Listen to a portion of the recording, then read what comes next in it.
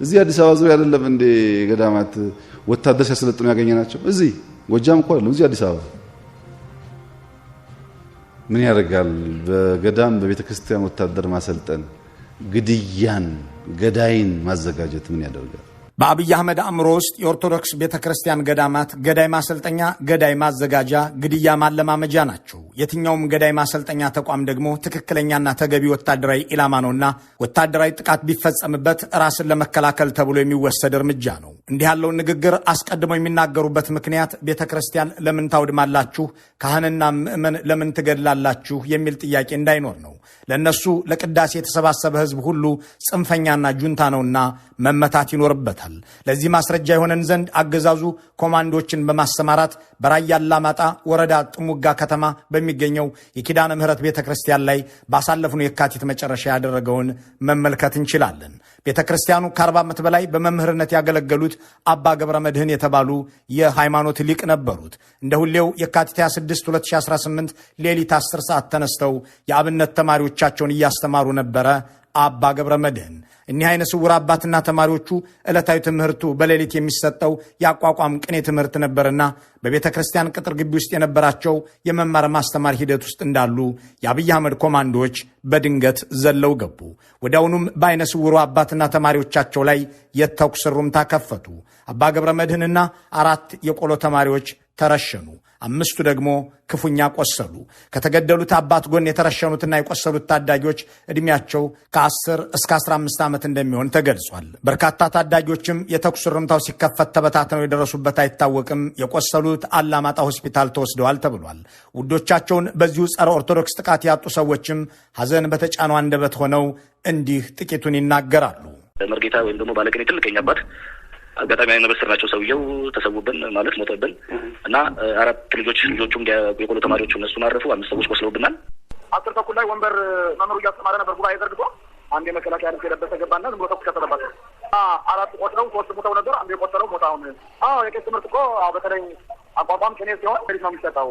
እንዲህ ባለ መልኩ ኦርቶዶክሳውያንን አይነ ስውራንን ሳይቀር የሚረሽነው ወታደር አብይ አህመድ ግስላውና አንበሳው እያሉ በሚያሞካሿቸው ጄኔራሎች የሚታዘዝ ነው ይህንን ጥቃት የሚፈጽሙት አስበውበትና ስልተውት ነው አቀደውና ታዘው እንጂ በእግረ መንገድም አይደለም የሚያስብለውም በዚሁ ምክንያት ነው ሜካናይዝዱም ኮማንዶም ሆነ እግረኛው ብቻ ሳይሆን አየር ኃይሉም የሚዘምተው ቤተክርስቲያንን ለመደብደብ ካህናትንና የአብነት ትምህርት ቤት ተማሪዎችን ለመግደል ነው የዚህ ሀገራዊ ቀውስ ዋና ምንጭ ሆነው የትግራይ ጦርነት ሲጀመር አየር ኃይሉ በመጀመሪያው በረራው የመታው የመቀለ ቅዱስ ጊዮርጊስ ቤተክርስቲያንን ሲሆን በአንድ ቀን በፈጸመው ጥቃትም የቆሎ ተማሪዎችንና ቤተክርስቲያኑን ደብድቦ ሰው ገድሎ አፈራርሶ ተመልሷል ጥቅምት 26 2013 ዓ.ም በቅዱስ ጊዮርጊስ ቤተክርስቲያን መቀሌ ከተማ ግቢ ውስጥ ይኖሩ የነበሩና ይማሩ በነበሩ የቆሎ ተማሪዎች ላይ ከአየር ቦምብ የተኮሱት ኮሎኔል ታንጎ ኃይሉና ኮሎኔል ዳግም ወርቅ አለማው የተባሉ አብራሪዎች ነበሩ ኦርቶዶክስ ለብልጽግና አትሆንም የሚለው የአብይ አህመድ አስተምሮ ይሰምር ዘንድም የመቀሌው ቅዱስ ጊዮርጊስ ቤተክርስቲያን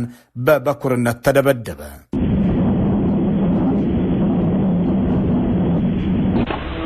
እምነቱ ዝከበሉ ቦታ ምድብዳብ ማለት ብጣዕሚ ከቢድ ብጣዕሚ አረማዊነት ጭካኔ ህዝባዊ ደብዳብ ኣብ ቤተ እምነት ኣብ ትምህርት ቤት መንፈሳዊ ደብዳብ ከምዚ ዝበለ ተራእይ ይፈልጥን በዚህ መልኩ በመቀሌ የጀመረው የኦርቶዶክስ ቤተክርስቲያንን ምእመናንና ካህናትን የመግደል ዘመቻ በማርያም ደንገላት በአክሱም ጽዮን በደብረ ዳሞ ቀጥሎ ሚሊዮናት አለቁ ገዳማት ወደሙ አብያተ ክርስቲያናት ነደዱ ይህ በምስሉ ላይ የሚታየው የሮይተርስ ዘገባ እንደሚለው የትግራይ ጦርነት በተጀመረ በመጀመሪያው 5 ወራት ብቻ በምስራቃዊ ትግራይ ዛላምበሳና አዲግራት አካባቢ ብቻ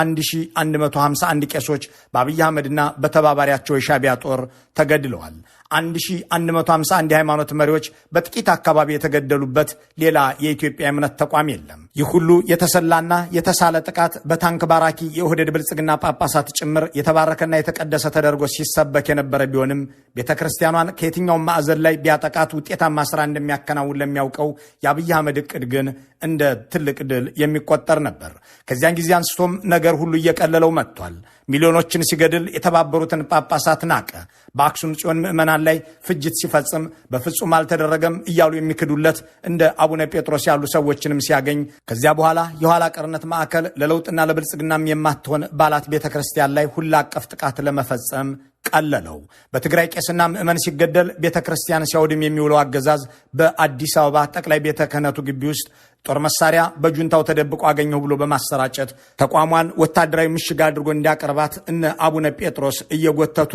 በመንበረ ፓትርያርክ ግቢ አስገቡት። በአዲስ አበባ 4 ኪሎ አካባቢ በሚገኘው ጠቅላይ ቤተ ክህነት ግቢ በንብረት ግምጃ ቤት ውስጥ የተቀመጠ የብሬንና ሽጉጥ ጥይቶችን በቁጥጥር ስር መዋሉን ፖሊስ አስታወቀ።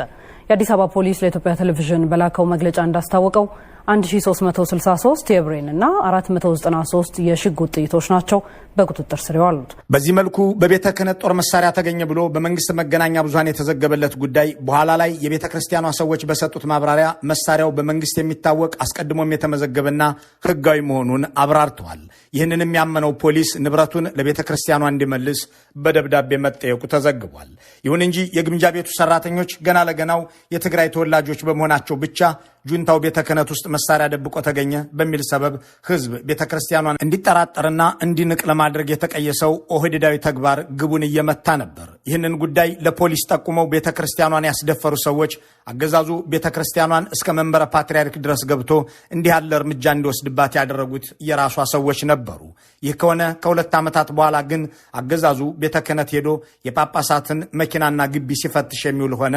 ጳጳሳቱንም የሚንቃቸው መሆኑን በተግባር አሳየ። ይህንን ሁሉ ሲያደርግም ቀለለው። እነዚህ ሁሉ እንደ አርሲ ያሉ ጭፍጨፋዎች ከመካሄዳቸው በፊት ጠቅላይ ሚኒስትሩ ያዘዙትና ያስፈጸሙት ጉዳይ ነው። እንዲህ እያሉ የካህናትንና የምዕመኑን ድምፅ ካጠፉ በኋላ አሁን ደግሞ የቅዳሴ ድምፅ እየረበሸኝ ነው ማለት ጀምረዋል። አንደኛ ድምፅ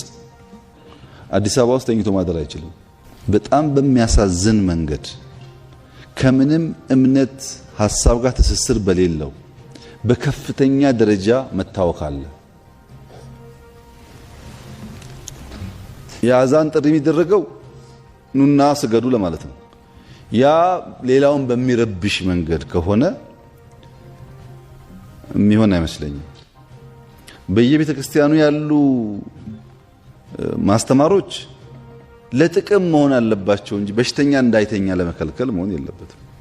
ቤተ ክርስቲያኗ የኋላ ቀርነት ማሳያ፣ ሃይማኖቱ ለብልጽግና የማይሆን ቅዳሴው ደግሞ እንቅልፍ የሚነሳ የሆነባቸው ጠቅላይ ሚኒስትሩ በጥንታዊቷ የኢትዮጵያ ኦርቶዶክስ ተዋሕዶ ቤተ ክርስቲያን ላይ ዮዲት ጉዲት ሆነው ቀጥለዋል። ይሁን እንጂ ጥቃቱን የፈጸመው ሸኔ ነው እንዲሉ የኦሮሚያ ኮሚኒኬሽን ኃላፊን አሰማርተዋል። እንዲያም ሆኖ ቤተ ክርስቲያንን ዛላምበሳም፣ አማራ ሳይንትም፣ ማርያም ደንገላትም፣ ደብረ ኤልያስም፣ ወራቤም፣ አክሱምም፣ አዲስ አበባም፣ አዳማም፣ ሻሸመኔም፣ ጅጅጋም፣ ዋልድባም፣ ዘዋይ ገዳምም ሲጠቃና ሲወጋ የታየው በብልጽግና እንጂ በኦሮሞ ነጻነት ሰራዊት አይደለምና የአርሲውም ከዚህ አያልፍም ብሎ መደምደም ስህተት ይሆናልን ብሎ መጠየቅ ያስፈልጋል። የአርሲው ጭፍጨፋ በዘንድሮ ዓመት በአማካይ በየ2 ወሩ ሲካሄድ የቆየ ነው። ጥቃቱም ፓትርያርኩ አቡነ ማትያስ እንዳሉት የኦርቶዶክስ ምዕመናንና ተቋማት ላይ እያደገና እየሰፋ የመጣ እንጂ ሰርካ ወረዳ ላይ የተጀመረ አይደለም። ነገሩ በፓርቲ ማኒፌስቶ የተጻፈ ተተንትኖ ያደረና የታወጀ ነውና በቀላሉ ይቆማል፣ መንግስትም እጁን ይሰበስባል ተብሎ አይጠበቅም። አገዛዙ በአስተዳደርም ሆነ በኢኮኖሚ በፕሮፓጋንዳም ሆነ በፖለቲካ በኦርቶዶክስ ተዋሕዶ ቤተ ክርስቲያን ላይ የፈጸመውን ጣልቃ ገብነት ትተን በጦሩ ብቻ ያደረገውን እየዘረዘርን ብንቀጥል ብዙ ሰዓት ያስፈልገናል። እናም መልካሙን ሁሉ በመመኘት መሰናበትን መርጠናል።